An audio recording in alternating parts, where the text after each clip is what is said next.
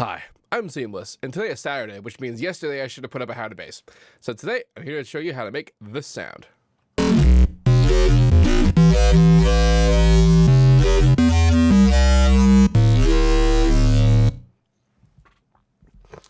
This one, wow, excuse me. This one might sound a little normal, but it was created with somewhat of an interesting process.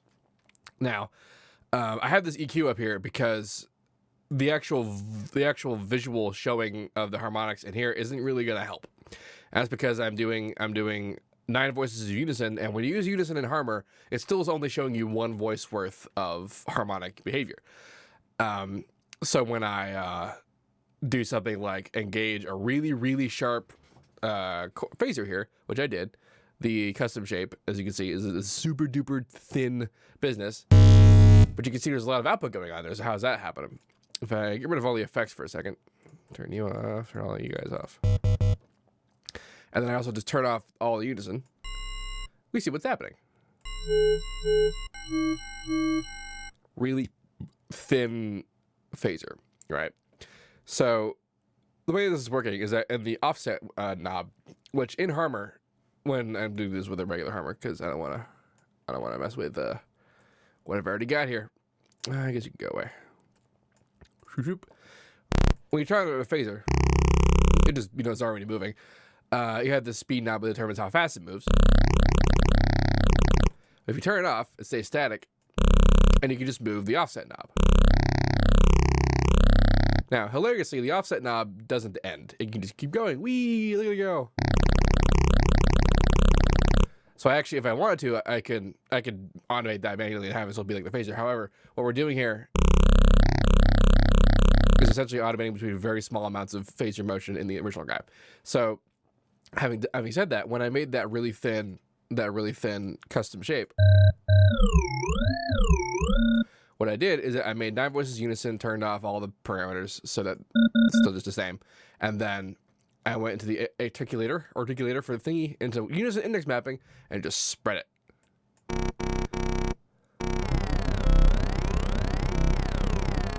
So, this is what the EQ is for, so I can bring that back up.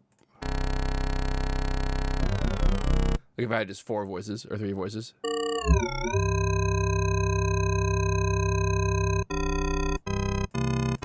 You can see it steadily getting denser and denser with these sharp guys filling in the empty space, because to them, the individual offset is offset for the individual Unison voices. So that's what's going on as like the main idea for this guy. But with 9 voices. And a little bit of pitch motion just because, whatever. Now, I picked a very specific offset position, and then in the articulator, I also linked it to modulation X, but you can see this really small amount of motion I'm getting. Is enough to get an actual modulation out of it, which is pretty sweet. I'm also doing a little bit of high pass filtering, but it's not going up as high as it could. But that's essentially what the high pass filter is doing.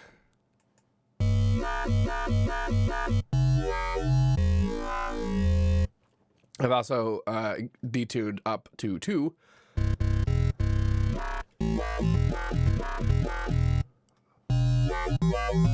Which really just puts all the harmonics into square position. It's been a long time since I've actually talked about the difference between putting on detune 2 versus just moving over to square. But in this timbre window, what this does is that it's taking away every individual harmonic, or every other harmonic rather, to create the square harmonic series. And then the detune, what it's doing is that it's moving all the harmonics into the harmonic series for the square series. So all the information that was present on those harmonics are still activating, but they're just in a different position. Instead of just being taken away by the square timbre change, which is why it's there's different reasons to use either for either motion, and sometimes it doesn't matter at all. You can use whatever you want if you like. And for this particular one, I kind of liked the detune version. So then distortion, and then delay, and then reverb, and then compression. And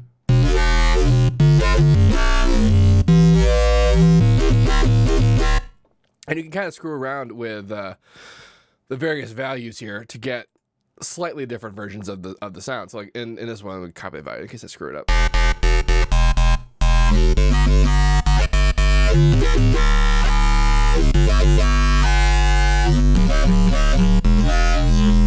that one's kind of nice.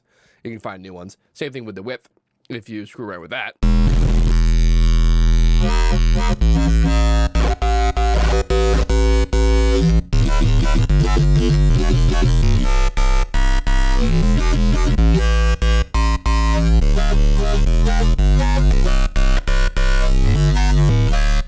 It's really very subtle, but you can get a lot of control over the sound by screwing around with just those two parameters after you've achieved this basic setup.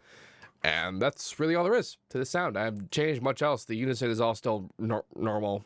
The only special thing is that the delay and the reverb are both very short. So the time variable on the delay is like really, really small. And the size and the decay on the reverb are all also very, very small. And that's because if I used actual Unison panning,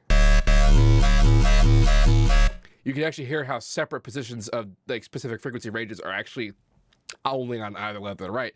And that's because of the offset like evenly being going from top to bottom being left to right, or well, whatever side to the other side. So that means that like there's a couple of high frequency ones on one side, a couple of low frequency ones on the other side. So that means that it's going to be lopsided. I really want it to be lopsided, but I did obviously want there to be a little bit of stereo. So that means that that's what I got out of the delay and reverb to have them be a bit more subtle and short, so that they're imparting mostly just a stereo image as opposed to like actual delay or reverb. And then compression is just there to make everything beastly. Yeah. So this preset will be available in the download description of this video. Don't forget that I'm having a sale on lessons. If you get a lesson before the end of May, it'll be more than half off from the $90 value down to the $40 per hour to have a Skype lesson with me. Which is to say that if you were to schedule a lesson in September, it's fine as long as you got the scheduling in before the end of May. Once June 1st rolls around, it's going right back up to be $9 an hour. If you have any questions about this, please let me know.